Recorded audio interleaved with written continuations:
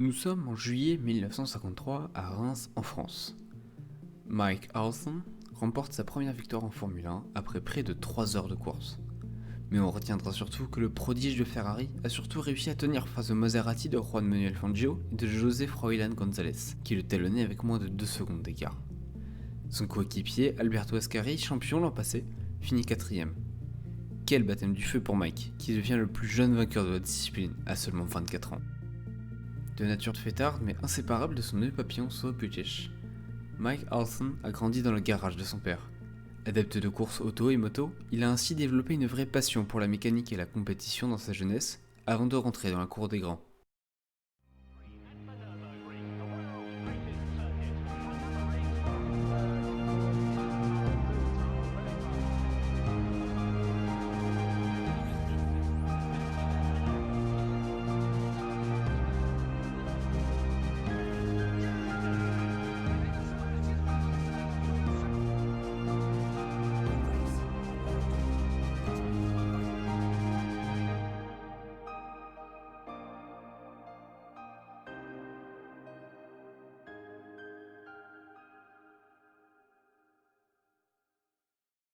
Dans les années 40, Mike est trop jeune pour combattre durant la Seconde Guerre mondiale.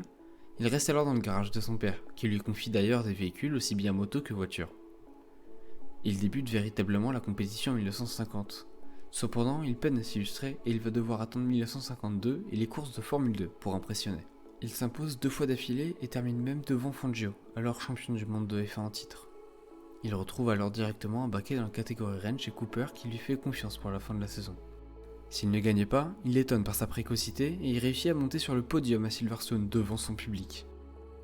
Le commendator della Scuderia, Enzo Ferrari, tombe sous le charme du jeune anglais qui remporte ainsi son premier succès en France l'année suivante, sous le blason du cheval cabré. Étant encore très jeune, il continue d'apprendre et prend ses aises au sein de la Scuderia dans laquelle Ascari est le roi incontesté. Ce dernier remporte alors son second championnat devant Fangio et Farina. Ces 3 pilotes écrasent alors la concurrence dont Mike fait partie.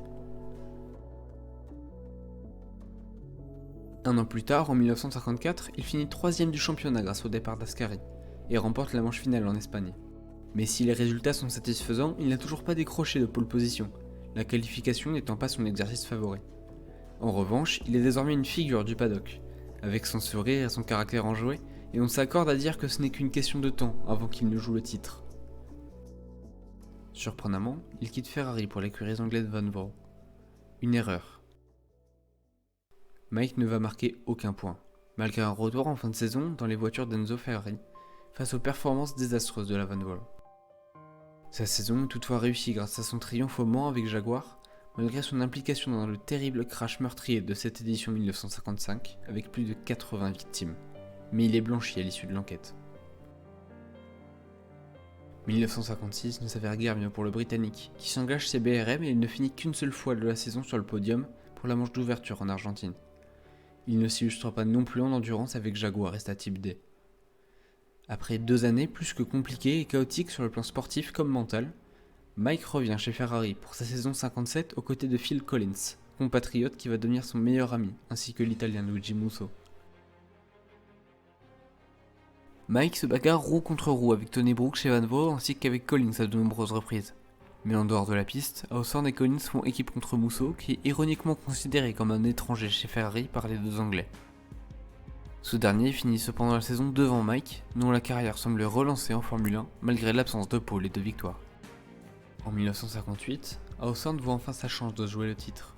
Avec la fin de carrière de Fangio qui a remporté haut la main les 4 dernières saisons, la lutte s'annonce féroce entre les Van Voort de Stirling Moss et de Tony Brooks face au Ferrari de Hawthorn et Musso. Malheureusement, ce dernier se tue au Grand Prix de France en voulant rattraper son coéquipier qui gagne le Grand Prix, sa première et dernière victoire de la saison. Un duel entre Moss et Hawthorn se dessine alors que Mike part enfin en pole position à 4 reprises. Moss obtient quant à lui 4 succès. Cependant, Mike enchaîne les 2ème places. Cette régularité va payer car il remporte le championnat pour un seul point d'écart devant son compatriote qui a souffert d'un gros manque de fiabilité. Enfin champion à 29 ans, Mike décide pourtant d'abandonner la course automobile, notamment à cause de quelques soucis de santé. La suite n'est que plus dramatique. Comme si le destin lui en avait voulu de s'être retiré après avoir atteint le Graal, Il meurt dans un violent accident de voiture en doublant son directeur d'écurie chez Jaguar sur une route humide. Il perd alors le contrôle et tape un camion. Ironie du sort, c'est sur la route où il a appris à conduire qu'il a trouvé la mort. Il rejoint son père, lui aussi mort d'un accident de la route, ainsi que son ami Bruce. Ainsi s'achève l'histoire de Mike Hawthorne, à la carrière aussi victorieuse que tragique, au destin aussi prometteur que compliqué. Il est malheureusement une figure oubliée de la Formule 1, la faute à un Fangio absolument omnipotent et des statistiques faibles pour un champion du monde. Mais son aura et son sourire sont et resteront éternels. Voilà pour ce deuxième épisode des légendes de la Formule 1 partie trop tôt, on espère qu'il vous a plu. N'hésitez pas à liker si c'est le cas et faites-nous part de nos remarques en commentaire, on prend toujours beaucoup de plaisir à lire. Abonnez-vous pour toujours plus de flashbacks sur l'histoire de la Formule 1.